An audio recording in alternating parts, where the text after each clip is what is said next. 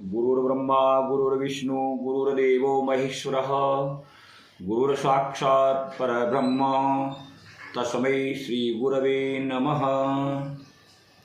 कल आषाढ़ शुक्ला पूर्णिमा, जिसे व्यास पूर्णिमा के नाम से जाना जाता है,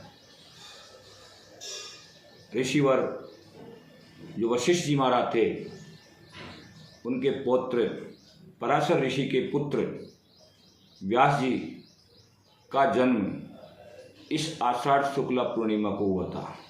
इसे व्यास पूर्णिमा के नाम से भी जाना जाता है। और व्यास जी महाराज जो है वो अपना सनातन धर्म में एवं अखंड ब्रह्मांड में बहुत बड़ा पद रखते हैं। 18 पुराणों का, वेदों का विस्तार भी इन्होंने किया, पुराणों का निर्माण इन्होंने किया और एन कैन प्रकारेण समस्त भूमंडल पर किसी न किसी माध्यम से, चाहे कोई सा भी धर्म क्यों न हो, उस धर्म के अंदर व्यास जी के द्वारा बताई हुई, व्यास जी के द्वारा समझाई हुई बात सर्वविदित होती है। प्रत्येक धर्म में किसी न किसी रूप में उपस्थित रहती है। इसलिए इनको संपूर्ण जगत का गुरु कहा गया है। आज भी कोई कथा करने वाला व्यक्ति होता है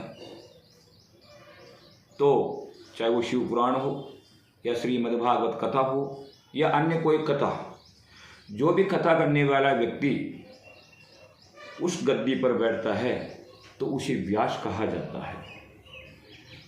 अब यह व्यक्ति विशेष व्यास नहीं है, यहाँ व्यास उस गादी का नाम है। व्यास गादी यानी उस पद का नाम है। जो व्यक्ति उस पद पर बैठ रहा है वो व्यास कहलाता है। सुगमता से अगर मैं आपको समझाने की कोशिश करूं तो जिस प्रकार प्रधानमंत्री एक सीट का नाम है, व्यक्ति का नाम नहीं है। जो भी व्यक्ति उस सीट पे आसीन होता है वो प्रधानमंत्री कहलाने लग जाता है, जबकि वो व्यक्ति प्रधानमंत्री नहीं है, उस पद का नाम प्रधानमंत्री है। उसी प्रकार कथावाचक जो होते हैं वो व्यास नहीं होते हैं। उस पद पे बैठ जाने के कारण, उस गादी पे बैठ जाने के कारण, जब तक उस गादी पे वो आसीन रहते हैं तब तक वो व्यास कहलाते हैं। व्यास का तात्पर्य होता है विस्तार। वेद व्यास का तात्पर्य है कि वेदों का इन्होंने विस्तार किया, इसलिए इनका नाम वेद व्यास रखा गया या पड़ा। दूसरा नाम इनका बादरायण भी रहा। बादरायण क्यों कहा गया? क्योंकि जन्म के कुछ समय पश्चात ही अपनी माँ से व्यास जी महाराज कहते हैं कि हे माँ, मैं तपस्या के लिए जा रहा हूँ, मेरे को तपस्या करनी है। तब माँ कहती है कि हे पुत्र, माता पिता का काम पूरा करने के लिए, माता पिता की सेवा करने के लिए, माता पिता की आकांक्षाओं का पूर्ण करने के लिए पुत्र का जन्म होता है, और तू कह रहा है मैं तपस्या के लिए जा रहा हूँ। ऐसा कैसे हो सकता है? हमारी देखभाल कौन करेगा? हमारे अधूरे काम पूरा कौन करेगा? इस प्रकार माता के कहने पर व्यास जी कहते हैं कि हे माँ, आप जब भी मेरे को याद करोगी मैं तुरंत उपस्थित हो जाऊंगा, लेकिन मेरे को तपस्या करना है और मेरे को तपस्या के लिए जाना है। इस प्रकार माँ से कह करके बद्री का आश्रम में जाते हैं और बेर पर ही अपना जीवन निर्वाह करने के कारण, बेर खा करके ही तपस्या करने के कारण इनका नाम बादरायण पड़ा। और इनका जो रंग था वो काला था, इसलिए इनको कृष्ण द्वैपायन भी कहा गया। इनका नाम द्वैपायनी भी है। द्वैपायन का तात्पर्य जो दो तटों के बीच में जिनका जन्म हो, यानी इनका जो जन्म हुआ था वो नदी के बीच में हुआ था, दोनों किनारों के बीच में, इसलिए इनका नाम द्वैपायन रखा गया। और वेदों का विस्तार करने के कारण वेद व्यास पड़ा। बताया जाता है कि 17 पुराणों का निर्माण करने के बाद भी वेद व्यास जी संतुष्ट नहीं हुए। तब इन्होंने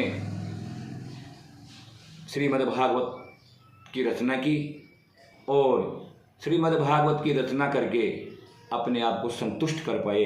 इसमें भगवान गोविंद की नाना प्रकार की भक्ति दर्शाई गई है, भगवान के चरित्रों का वर्णन किया गया है और उन भगवान के चरित्रों का श्रवण करके उनको लेखन करके कवित्व पद में लिख करके बड़ा संतुष्ट ये हुए।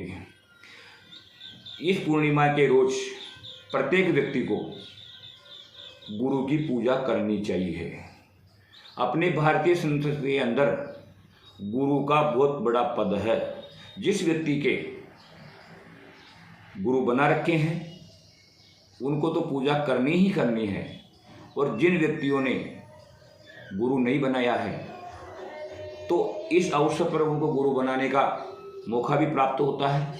साथ ही अपने माता पिता की पूजा करके भी वो गुरु की पूजा कर सकते हैं, क्योंकि प्रथम गुरु माँ कही गई है। साथ ही कई व्यक्ति ऐसे होते हैं, कई बार मैंने सुना है कि हमने गुरु बना रखा है लेकिन वो कुछ जानते नहीं हैं। गुरु के आगे किंतु परंतु लेकिन इन शब्दों का कोई प्रयोग नहीं होता है। गुरु गुरु ही होता है। इसमें व्यक्ति विशेष की पूजा नहीं कही गई है। इसमें उस व्यक्ति के अंदर परमात्मा का अंश रूपी जो आत्मा निवास करती है, जिसे अपन विदेही आत्मा कहते हैं, उसकी पूजा है, ज्ञान की पूजा है और परम ब्रह्म की पूजा है। ये एक व्यक्ति की पूजा नहीं है। आप उस व्यक्ति को अपना सब कुछ मान करके उस व्यक्ति की जो काया है उसकी पूजा नहीं कर रहे हो। आप उस व्यक्ति के अंदर जो पर ब्रह्म तत्व है उनकी पूजा कर रहे हो, उनके ज्ञान की पूजा कर रहे हो। ऐसा करके आप भारतीय संस्कृति को आगे बढ़ा रहे हैं। जिन्होंने गुरु नहीं बनाया और जिनके माता पिता भी नहीं हैं, ऐसे लोगों को क्या करना चाहिए? ऐसे लोगों को करना चाहिए, कहा गया है कृष्णम वंदे जगत गुरुम, यानी भगवान जो श्री कृष्ण हैं वो अखिल जगत के गुरु हैं। आप भगवान कृष्ण की फोटो सामने लगाओ और उनकी विधिवत पूजा करके उनके चरणार बिंदों में अपना मस्तक नवा करके उनसे अपने अभिष्ट की कामना करो, तो कल आप सब किसी न किसी रूप में गुरु की पूजा करेंगे और गुरु की पूजा करके अपनी भारतीय संस्कृति को, सनातन धर्म को आगे बढ़ाने का काम करेंगे। जय राधे, जय श्री कृष्णा।